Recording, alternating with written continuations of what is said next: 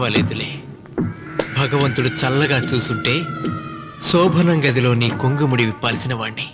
డబ్బుందని రామన్నని పెళ్లి చేసుకున్నావు కదా. భిక్షపతి, నేను నీ వదిన్ని. కళ్ళు పోతాయా? పోనీ, నిన్ను అనుభవించాక కళ్ళేమిటి? ప్రాణం పోయినా పర్వాలేదు. ఏంట్రా, ఏం చేస్తున్నావు ఇక్కడ? ఏం లేదు నాన్న, పాలేమన్నా ఉంటే ఒక బిందెడివ్వు, నేను కూడా శివలింగం మీద పోస్తాను అంటే నోర్మి అంటుంది. మూసా పోస్తాను వదినా. ఏమా, వాడేమన్నా వాగాడా?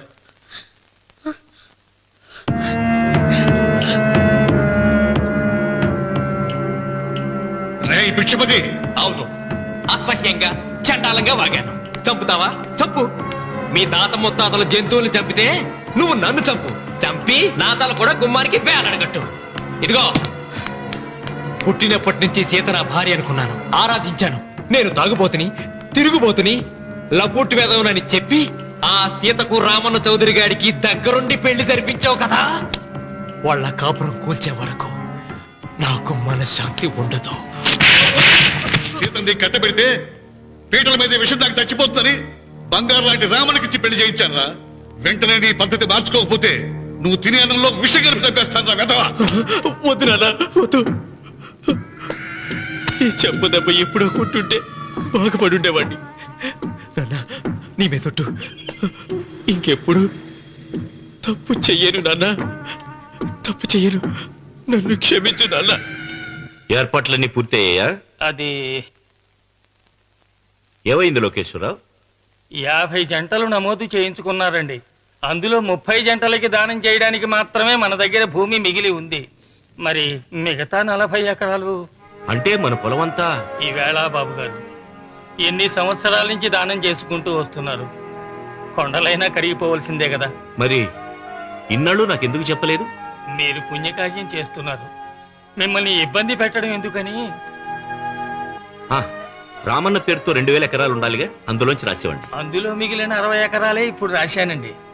ఆయన పేరు మీద గజం భూమి కూడా మిగలలేదు. రేపు శుభకార్యం ఆకూడదయ్యా. నూతన దంపతులు నా ఇంటి దగ్గర నుంచి నిరాశగా తిరిగి వెళ్ళకూడదు. నాతోరా జగన్నాథం. అన్నయ్య, నువ్వు ఈ సాయం చేస్తే నా పరువు కాపాడిన వాడి అవుతావు. 40 ఎకరాలే కాదు, నా యావదాస్తి మొత్తం నాకు ఇస్తాను, నా ప్రాణాలను ఇస్తాను. లోకేశ్వరరావు, అయ్యా కాగితాలు.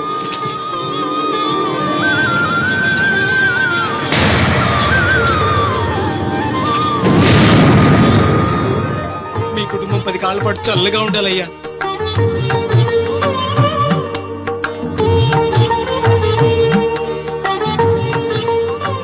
నీ పొలం వాయన దానం చేస్తాడు, పేరు తెచ్చుకుంటాడు. ఇంకా నీకే మిగులుతాది, డబ్బు లేచిపోతావు. తొందర పడకు, చూస్తావుగా. ఒరే రావుడు, ఈ భోజనాల కార్యక్రమం చూస్తుంటే నాకు తిరుపతి దేవస్థానం గుర్తుకొస్తోందిరా. నువ్వైనా చెప్పచ్చు కదా మీ నాన్నకి, ఈ దానాలకు అంతే లేదా? ఎదుటివాడికి ఇంత పెట్టడంలో ఆయన ఆత్మసంతృప్తి పొందుతున్నారు. ఆ పుణ్యమే ఆయన నిండు నూరేడు బ్రతికిస్తుంది. నువ్వు అన్నం వచ్చి ఇదంతా నీ పుణ్యమేరా. అంత మాటలు కదయ్యా. హరహర మహదేవ్ శంభో శంకర. ఓం నమః. పెదనాన్న. ఏం బాబు? పెదనాన్న, నాన్న. ఏమిట్రా? నాన్న నోరు. ఏమిటో చెప్పరా. మా నాన్న నోరు తెరిచి నిన్ను అడగలేక నాకు దస్తావేజీలు ఇచ్చి పంపించాడు. దేనికి? మీరు మా దగ్గర తీసుకున్న పొలానికి గాను రుణపత్రం రాయించుకు రమ్మన్నాడు.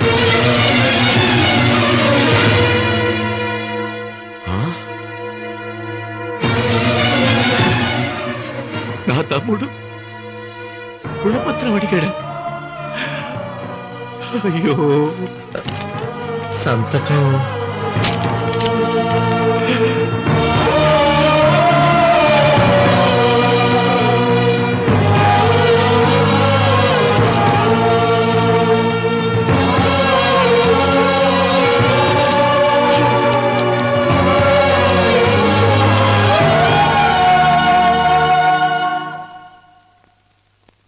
ఏంట్రా తినవేంటి? ఓహో, అన్నంలో విషం కలిపి చంపుతున్నానని భయపడి చస్తున్నావా? లేదురే, తిను. ఏంట్రా, నాకేమైంది? నువ్వు అన్నంలో విషం కలిపి నన్ను చంపుతానన్నావు కదా, ఆ పాపం నీకెందుకు అంటగట్టాలి అని నేనే నా అన్నంలో విషం కలుపుకున్నాను నాన్న. పొరపాటుగా పళ్ళాలు మారాయి. నాన్న ఎలాగో చచ్చిపోతున్నావు కదా, నీకు రహస్యం చెప్పనా? ఇంతకు ముందే మీ అన్నయ్య చేత దొంగ దస్తావేజీల మీద సంతకం పెట్టించుకున్నా. వాళ్ళని వీధిలోకి తీసుకొస్తా.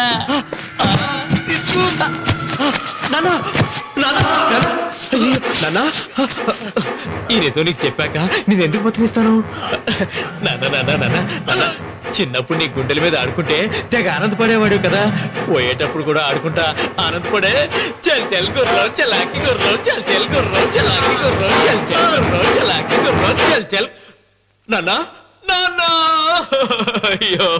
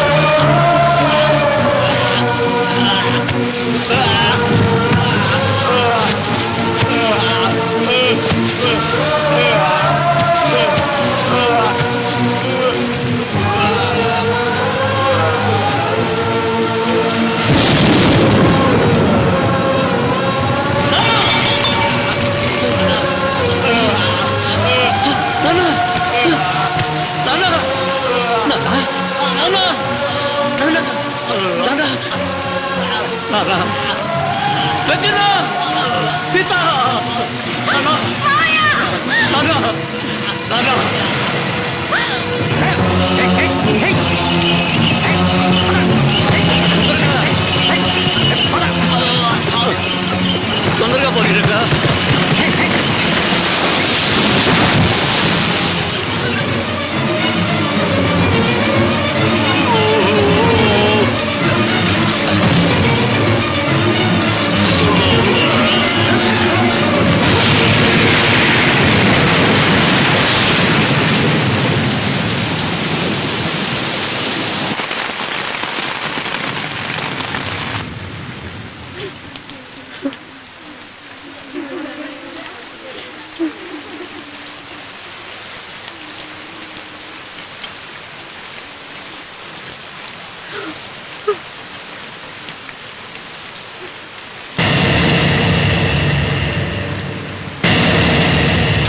అందరికీ నమస్కారం.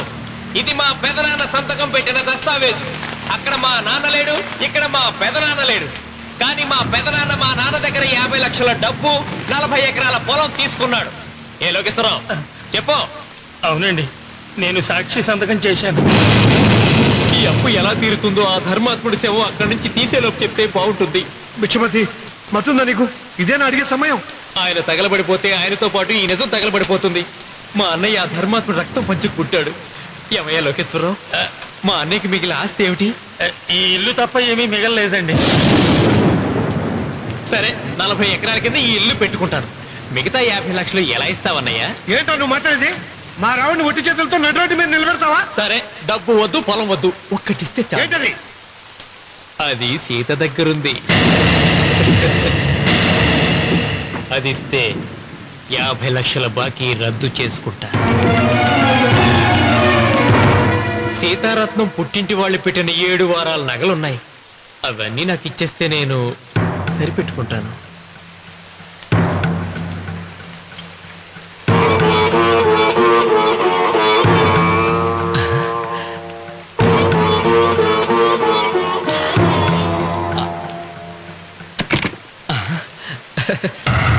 అదేమిటి, నీ మెళ్ళ ఉన్న మంగళసూత్రం బంగారం కదా, అది కూడా తీసిపెట్టు.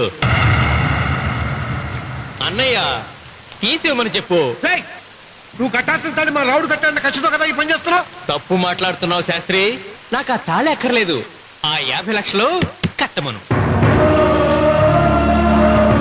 మీకందరికీ చేతులెత్తి మొక్కుతున్నారు. ఒక ఐదు ఇళ్ళ 5వ తనాన్ని కాపాడండి. మీకోసం తన సరస్వాన్ని మీకు దానం చేసి కొడుకులు ఒట్టి చేతులతో నిలబెట్టారు మా శివరామకృష్ణ గారు. మీరందరూ అందరూ ఇంటి మూలంగా లాభం పొందిన వారే.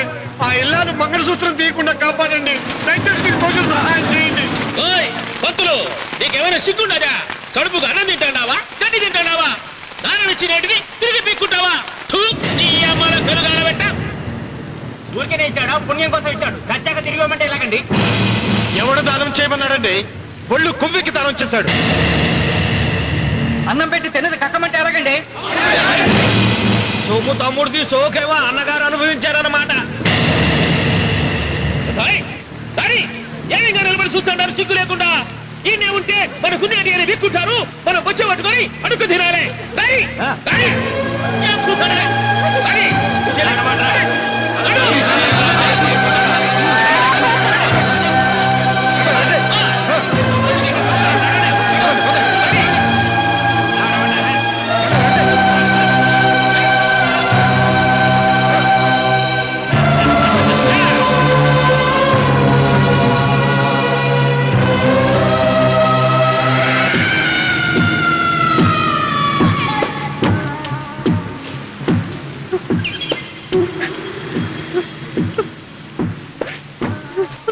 అమ్మ సీత, భిక్షపతి, మా వియ్యంకుడు బాకీ ఉన్న 50 లక్షల డబ్బు, 40 ఎకరాల పొలం నీకు నేనిస్తాను, సరేనా? సరే.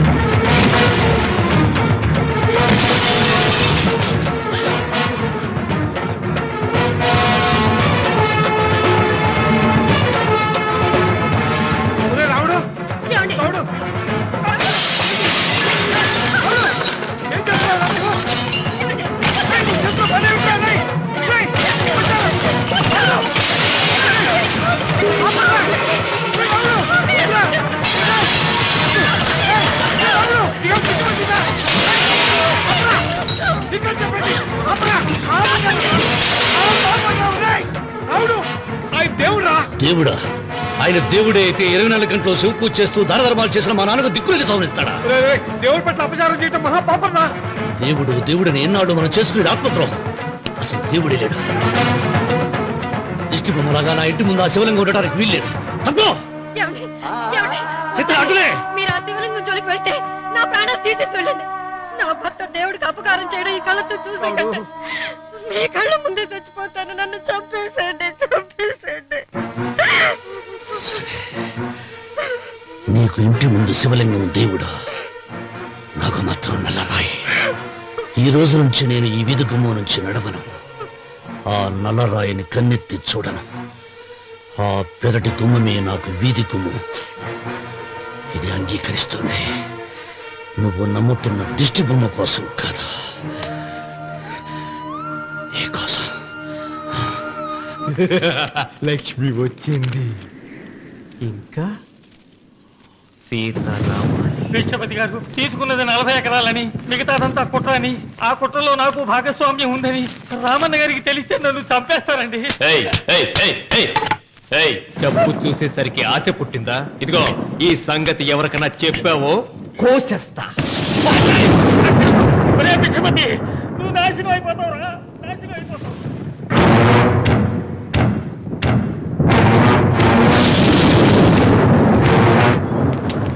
రాత్రిపూట ఎక్కడికి వెళ్తావా నాయన?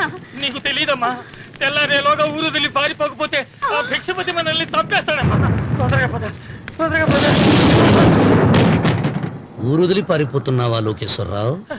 అది నాకంతా తెలుసు. అయ్యా అయ్యా అయ్యా, మీకు ద్రోహం చేశాను, నన్ను క్షమించండి అయ్యా. నేను క్షమిస్తా, మరి భిక్షపతి వదలొద్దు.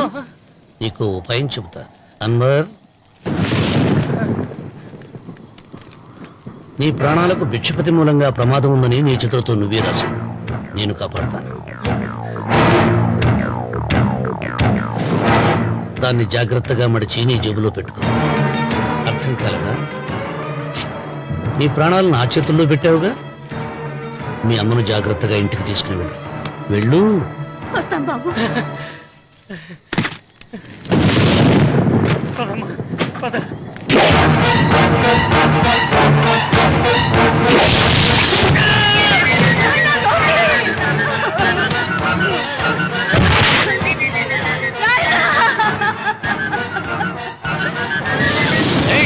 ఎడవకో, ఎడవకో. కన్నీళ్లు పెట్టేంత గొప్ప చరిత్ర కలిగిన వాడు కాదే నీ కొడుకు. అన్నం పెట్టిన మా నాన్న చావు కారణమైన వాడు. నీ కొడుకుని భిక్షపతి చంపాడని పోలీసులకు చెప్పాలి. అప్పుడే బ్రతికినంత కాలం నీకు నీ మనవరాలకి ప్రాణభిక్ష పెడతాను. లేకపోతే అన్వర్, అయ్యా, వీడి శవాన్ని తీసుకెళ్లి భిక్షపతి ఇంటి ముందు పడే. పంచాయతీకి రావటం నేను పుట్టాక చూడలేదురా.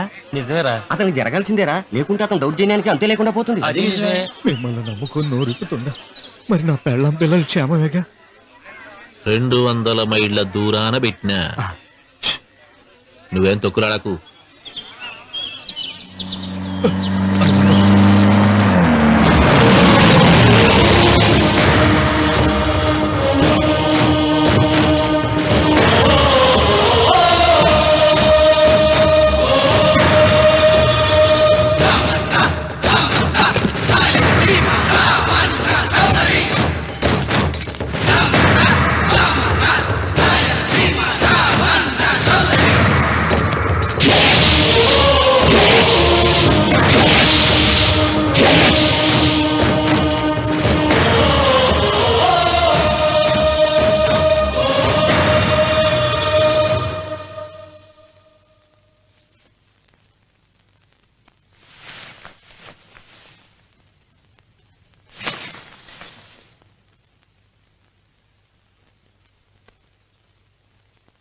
విశ్వేశ్వరయ్య గారు, నన్ను పంచాయతీకి ఎందుకు పిలిపించారు?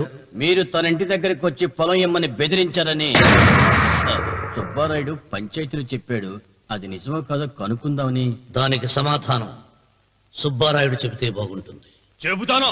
జరిగింది జరిగినట్టు చెప్పడానికి నాకు భయమైందే. ఆ నిజం చెప్పే ముందు మా అన్వర్ చేతిలో చేయి వేసి ప్రమాణం చేసి చెబుతావా?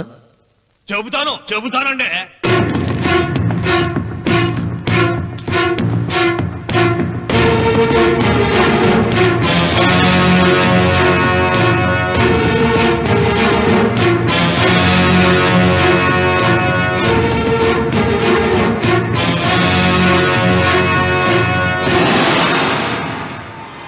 నీ పెళ్ళం తాలిపట్టు పెంచల తెచ్చాం.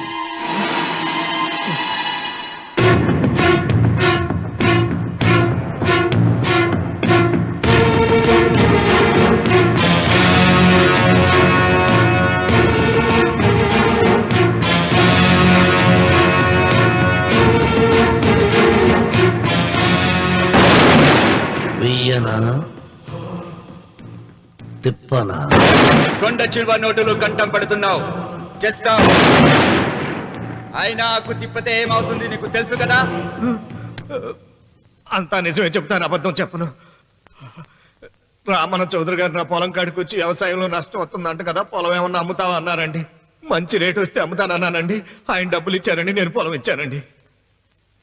ఆయన మనుషులు నీ కుప్ప తగలబెట్టినారంటివే. మా పాలేరు తెలియకో బీడి ముక్క పడేసినాడంట. తప్పు అయిపోయిందండి.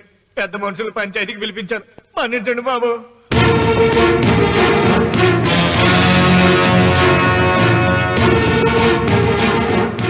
ముగిసిందా పంచాయతీ? ఇక నేను బయలుదేరుతున్నా.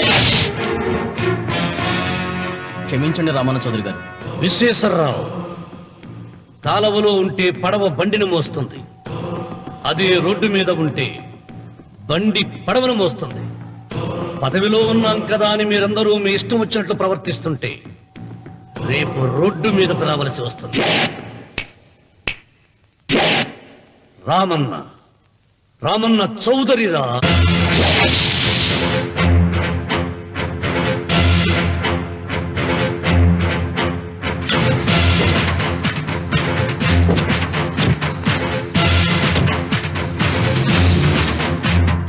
ఎవరైనా ఒకరికి అవమానం చెయ్యాలని వచ్చాడా? ఎవరైనా ఒకరికి అవమానం చెయ్యాలని వచ్చాడా? ముఖమే కమిలి తలదించుకుని వెనుదిరిగేదే ఖాయం. ఆకాశం నుండి విష సర్పాలను చూసే డాగతడు. చుక్కు పిడికిలే బిగిసిందా నేలకు చెమటే పడుతుంది. కంటి చూపు మేరా అతనిది కానిదేది లేదు. తన పరగణపై పగసారించిన కలియుగ రావణ బ్రహ్మతడే. రామన్న రామన్న రాయలసీమ రామన్న చౌదరి. రామన్న రామన్న రాయలసీమ రామన్న చౌదరి.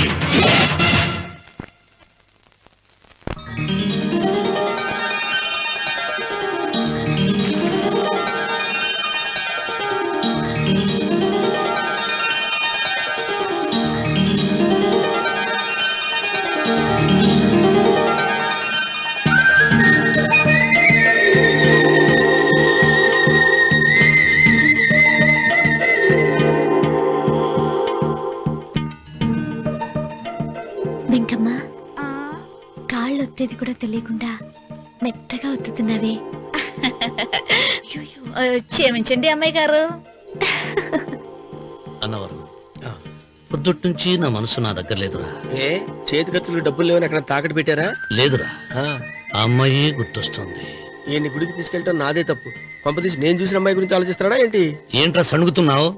సణుగుడుగా చిరబాబు గారు, ఆవిడ గురించి ఆలోచిస్తున్నా. ఆవిడ గొంతు, ఆ కళ్ళు, ఆవిడ కట్టుకున్న చీర, ఆవిడ పెట్టుకున్న నగలు. చీర ఎక్కడ కట్టిందిరా? గుండెల దాకా లంగా కట్టుకుని కొలంలో స్నానం చేస్తుంటే. కొలంలో స్నానం చేయడం ఏంటి చిరబాబు? గుళ్ళో నా పక్కన నిలబడి హారతి తీసుకుంటాను. నువ్వెవరి గురించి మాట్లాడుతున్నావురా? నేను చూసిన అతను చాలా గొప్పవాడు, బాగా డబ్బులున్నవాడు. రేపు నన్ను చూసుకోడానికి వస్తున్నాడు. అందుకని మీరు ఏంటి, నేను ఇక్కడ ఉండకుండా వెళ్ళిపోవాలా? మీరు నాలాగా, నేను మీలాగా నటించాలమ్మా. అంటే పని మనిషిలాగానా? మరి అమ్మ నాన్న వాళ్ళు వస్తే ఎలా? వాళ్ళు వస్తాయేంటి? ఒకళ్ళు వంట మనిషి, ఒకళ్ళు తోట మళ్ళీ చెప్పుకుంటానమ్మా. అమ్మా మీరేం బాధపడకండి చంద్రబాబు గారు. మీరు చూసిన అమ్మాయిని నేను ఎతికి పట్టుకుంటా. ఈ లోపు మీరు నాకు సాయం చేయాలి. ఏమిటిది? గొడుగు సరిగ్గా పట్టుకో. వంగలేకపోతున్నావా?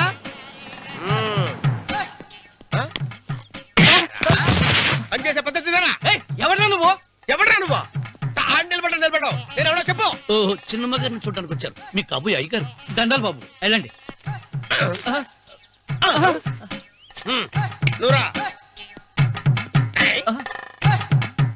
పెద్దయ్య గారు అమ్మగారు లేకుండా ఈ చూసుకోవడాలేంటో. కొంచెం ఎక్కువ చేస్తున్నట్టున్నావు.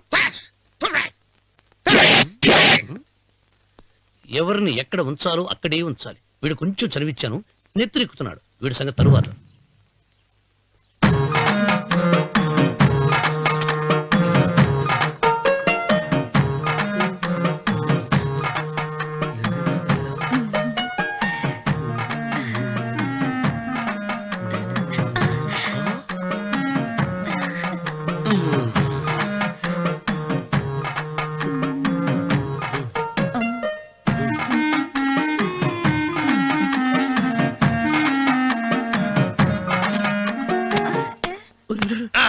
కుర్చీ కుర్చీ.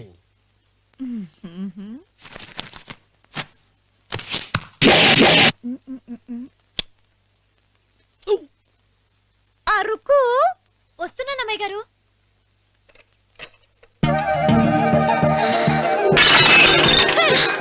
నీకు కొట్టానట చూడు. క్షమించండి, వేరే కాపీ తెప్పిస్తాను. వద్దు. కూర్చో. ఏంటా ఈ అమ్మాయి చూస్తే నోరూరుతుంది. ఊరాల్సింది నీకు కాదు బాబు, నాకు. వెన్నపొడి ప్రవద్దు. ఒరే, చాలా ఎక్కువగా మాట్లాడుతున్నా. నాకు నోరూరుతుంది. కుర్చీలో కూర్చుంది. ఆ పిల్లని చూసి కాదు, కింద కూర్చుంది పని పిల్ల. దాన్ని చూసి